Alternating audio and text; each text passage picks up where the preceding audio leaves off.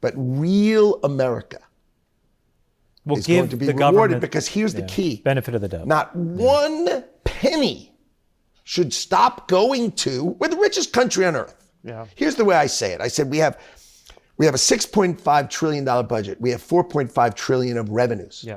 Okay, we lose $2 trillion a year. Yep. We have a $29 trillion GDP, right? Which people don't understand, and which I'll explain a little bit. And we have $36 trillion in debt. Yeah.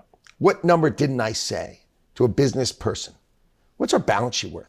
Right. I say $500 trillion. Right. The president says a quadrillion. But at $500 trillion or a quadrillion, 36 trillion, we're rich. We don't have to take one penny from someone who deserves Social Security. Not one penny for someone who deserves Medicaid and Medicare. What we have to do is stop sending money to someone who's not hurt, who's on disability for 50 years. It's ridiculous. And they have another job. And do we have to monetize our assets? We need to be smart. Okay. That's all we need to be.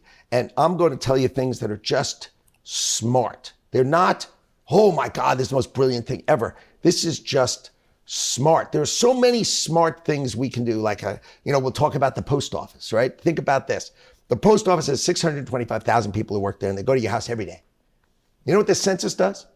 The census hires 625,000 people, trains them, teaches them, has interviews 2 million people, trains and teaches them, hires cars.